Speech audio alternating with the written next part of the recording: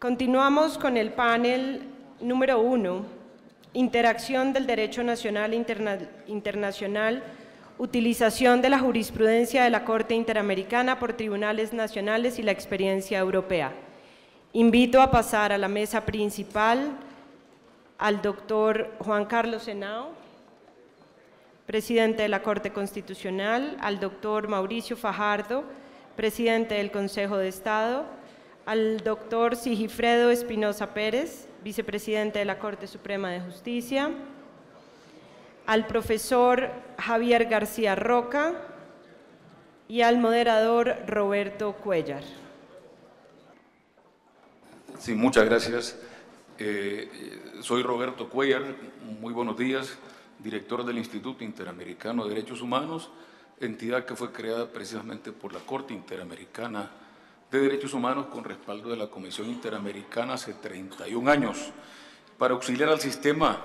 en las tareas de promoción de los tratados del sistema en las Américas. Antes que nada, muy rápidamente, porque estamos con el tiempo en contra, iniciando, quiero agradecer sinceramente a Colombia, a su pueblo, a las entidades civiles y gobierno, como lo expresaron acá, por recibir a la Honorable Corte Interamericana de Derechos Humanos y mostrar su apego al sistema interamericano. En estos días analizaremos la jurisprudencia de la Corte Interamericana, su evolución, comparación, efectividad, decisiones sobre asuntos temáticos, la casuística, y podrán sin duda comprender los desafíos al futuro de la Corte Interamericana de Derechos Humanos. Dos palabras antes de iniciar esta mesa de trabajo tan distinguida, que agradezco a la Corte que haya invitado a moderar. Los tratados hoy, a partir del 80, en derechos humanos son instrumentos jurídicos dinámicos, instrumentos jurídicos vivos que se aplican en tiempo y en medio social en que se ejercen los derechos protegidos. Su interpretación es dinámica hoy y su principal expresión es la jurisdicción internacional. Los derechos humanos pues se han impuesto en estas 2 décadas en la región de América Latina y el Caribe como tales, en el plano normativo a partir de su universalidad, pero también en el plano político. Por tanto, pues, la cuestión de la interacción que considera hoy esta distinguida mesa de trabajo encabezada por el señor presidente de la Corte Interamericana de Derechos Humanos y distinguidas personalidades del orden administrativo, legislativo, judicial de Colombia, junto con el profesor García Roca de la Universidad Complutense, abordará sin duda la cuestión de la superación de la comprensión tan estática y compartimentalizada de lo que fue el derecho interno y el internacional de protección de derechos humanos. 3 preguntas. ¿Cuál es el grado de impacto en el orden constitucional en América Latina y en el Caribe y en Europa de los derechos humanos? ¿Hasta dónde ha llegado la internacionalización de la protección jurídica y políticamente viabilizada hoy en los planos normativos y administrativos? ¿Cuál es el sentido de la acción del Poder Legislativo, del Ejecutivo y del Judicial dentro del Estado para el cumplimiento de las sentencias en el orden interno? Este ejercicio de pensamiento va a ser rápido, aunque esto tendría como para casi 4 jornadas. Y quiero ahora presentar al juez presidente de la Corte Interamericana de Derechos Humanos, Diego García Sayán, ex canciller del Perú, ex ministro de Justicia de su país, experto de Naciones Unidas. Ha sido él experto en el Grupo de Trabajo de Desapariciones Forzadas de Naciones Unidas y abrirá, sin duda, el panel en este momento. Seguidamente lo hará el presidente, el honorable presidente de la Corte Constitucional, don Juan Carlos Henao, el presidente del Consejo de Estado de Colombia, el honorable señor Mauricio Fajardo Gómez, el señor vicepresidente de la Corte Suprema de Justicia, don Sigifredo Espinosa Pérez, y cerrará este panel el profesor Javier García Roca, profesor de la Universidad Complutense de Madrid. Al final, todavía no me han indicado los organizadores cómo serán las preguntas y el sistema de comentarios de los panelistas, pero sugiero, si hay boletas que escriban sus preguntas y acumularé en 2 o 3 componentes para que hagan ellos sus comentarios al final. Muchas gracias por participar en esta mesa de trabajo tan distinguida y el honor de moderar de su servidor. Señor juez presidente. Muchísimas gracias, doctor Roberto Cuellar. Me siento muy honrado de estar en este panel con amigos y juristas tan distinguidos de Colombia y Javier García Roca de España. Esta presentación mía en realidad es una presentación introductoria, porque el peso de los temas que vamos a escuchar en este panel tienen que ver sin duda con lo que es la experiencia de altos tribunales de aquí, del país anfitrión de Colombia, y también con la importantísima y larga experiencia europea. Pero sirva este espacio para compartir con ustedes algunas reflexiones que creo que pueden ayudar acerca de la experiencia de la Corte Interamericana de Derechos Humanos. El primer punto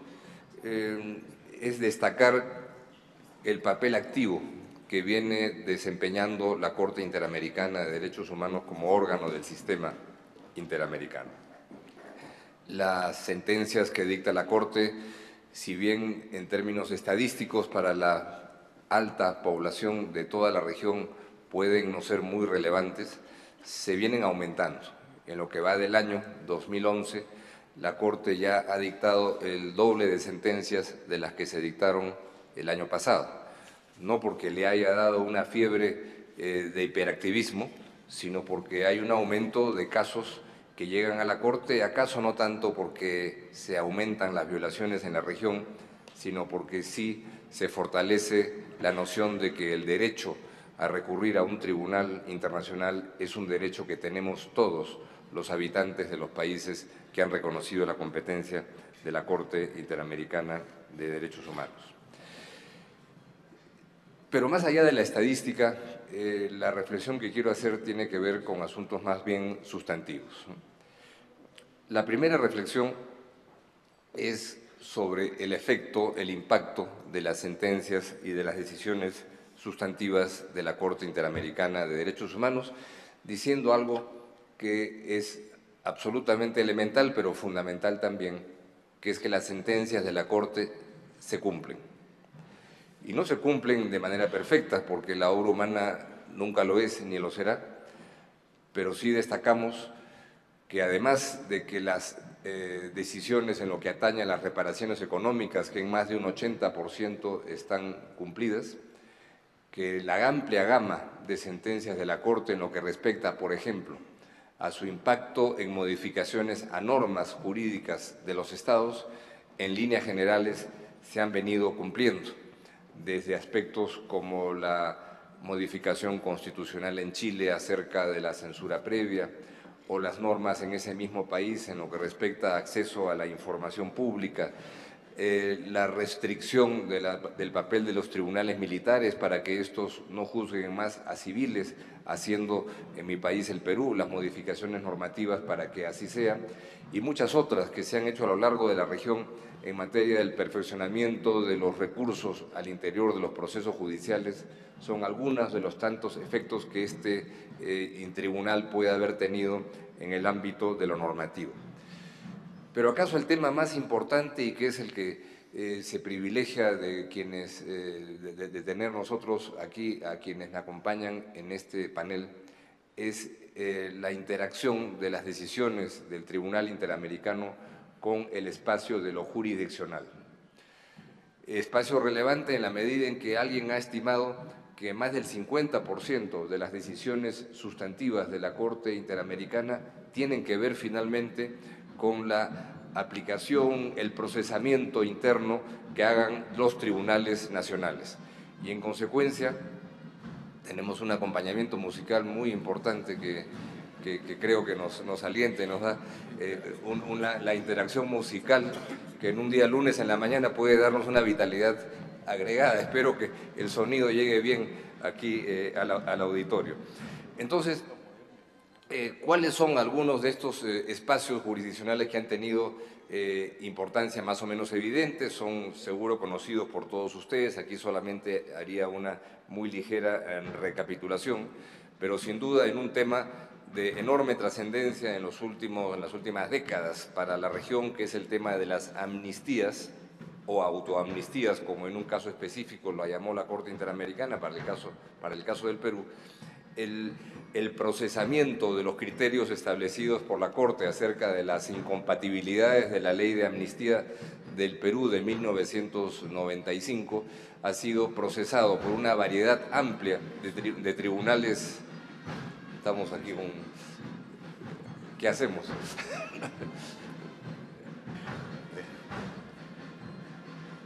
Podemos hacer algo de repente para que se alejen un poco, ¿no? Conozco muy bien el magisterio del doctor García Sayán, pero no creo que ninguno de los dos que hemos transitado por varias partes de América Latina y Caribe podamos compaginar un buen ritmo con esta conferencia. Así es que ustedes, colombianas y colombianos que saben lo que es la música, la buena música, sé que lo van a comprender. Creo que ya pusieron orden afuera, señor juez presidente, sí, y la Corte dictó su primera medida provisoria.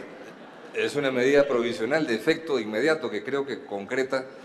muchas de las reflexiones que hemos escuchado en la ceremonia inaugural, que era pues en serio, felizmente. Muchas gracias al apoyo que hemos tenido aquí. Bueno, entonces, en varias áreas es más o menos evidente el papel relevante que ha tenido la jurisdicción nacional para procesar estos criterios fundamentales establecidos en un tema tan relevante como la amnistía, no solamente en el caso específico al que se refirió la sentencia de la Corte de hace 10 años sobre el caso Barrios Altos, sino a su repercusión en cadena en otros tribunales nacionales relevantes como la Corte Suprema de la Argentina y las reflexiones fundamentales que sobre esa materia de manera reiterada ha hecho aquí la Corte Constitucional en Colombia. De manera que esa reflexión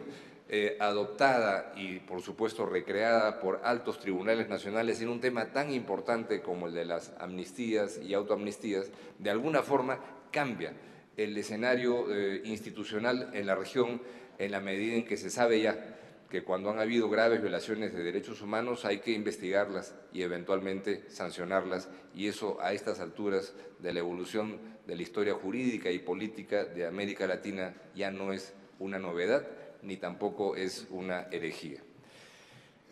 En materia de desapariciones forzadas, un asunto urticante, doloroso, que ha afectado a varias sociedades de la región,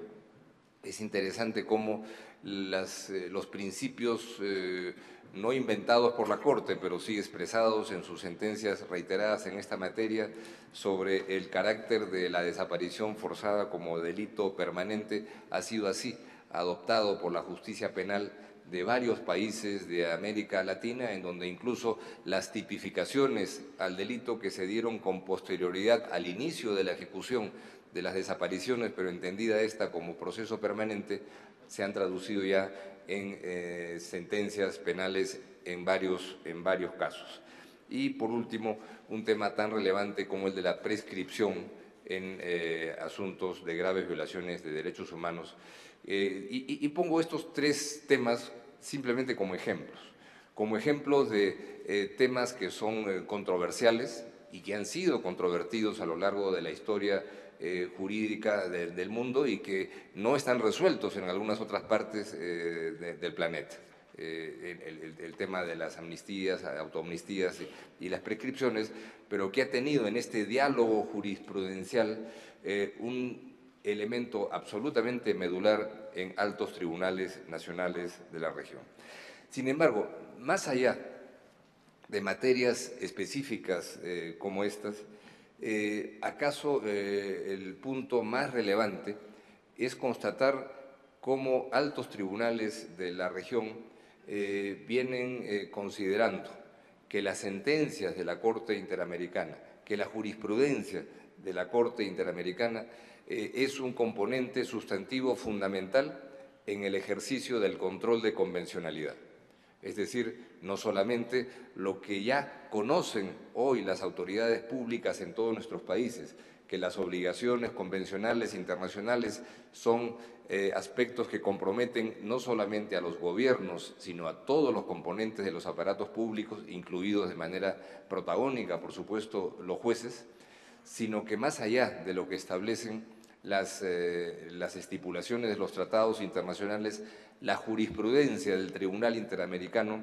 es un elemento sustantivo en el control de convencionalidad. Y doy acaso un par de ejemplos que me parecen relevantes. No quiero decir que estos ejemplos son el modelo de lo que hay que hacer, pero sí datos importantes que aquí quería simplemente recapitular porque estoy seguro que todos ustedes los conocen. El Tribunal Constitucional del Perú, por ejemplo, en jurisprudencia reiterada en los últimos 5 años, ha establecido no solamente que las sentencias de la Corte Interamericana son vinculantes para todos los poderes públicos, sino que más allá de ello, que la ratio decidendi, el razonamiento contenido en las sentencias de la Corte Interamericana, es también vinculante para los poderes públicos y los jueces en particular, aunque no sean casos en los que con el Perú haya sido parte. Y esto indudablemente establece un principio muy importante para el control de convencionalidad que tiene la relevancia de que ha sido reiterado en el tiempo por el Tribunal Constitucional del Perú. ¿Acaso la alta corte que más recientemente ha tenido una reflexión sobre este tema es la Suprema Corte de México, que ha establecido en una decisión, no es técnicamente una decisión jurisdiccional, sino es un razonamiento que ha expresado la Suprema Corte de México a propósito de la interpretación del caso Radilla dictado por la Corte Interamericana de Derechos Humanos el año pasado,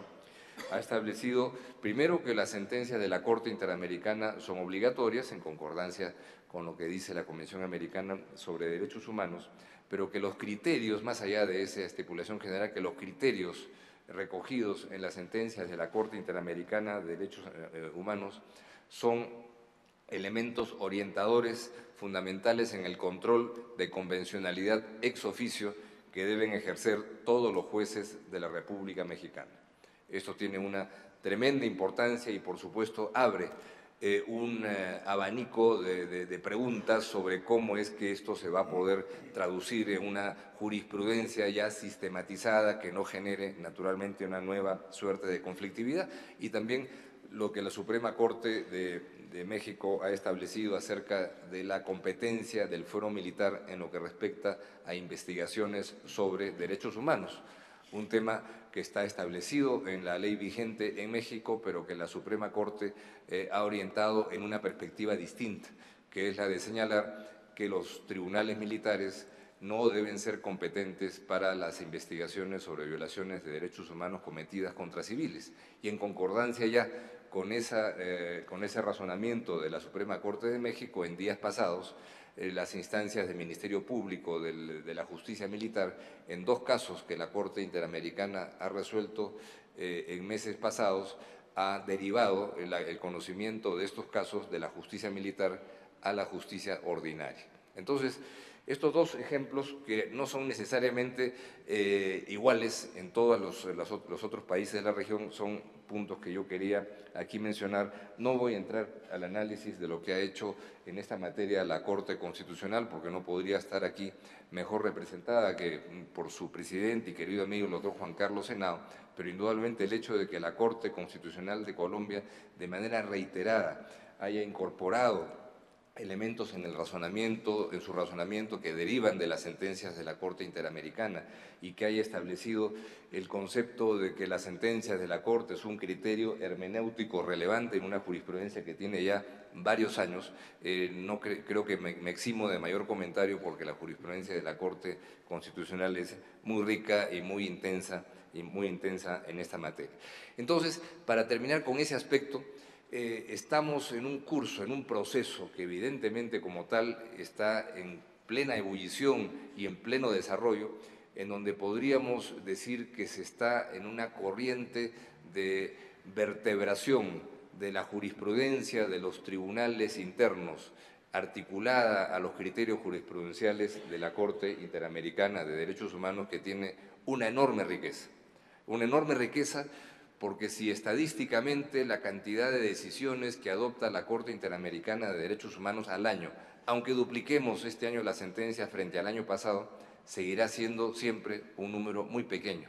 para una población que hoy día supera los 500 millones de habitantes de los países que han reconocido la competencia contenciosa de la Corte Interamericana. De manera que la relevancia de la jurisprudencia interamericana probablemente no esté tanto en los casos que ella haya dictado, que siempre serán pocos, sino en la forma en la que los tribunales nacionales recogen, procesan y, por supuesto, reinterpretan con todo derecho y acaso a veces con mayor precisión la jurisprudencia para las decisiones nacionales que tienen que adoptarse.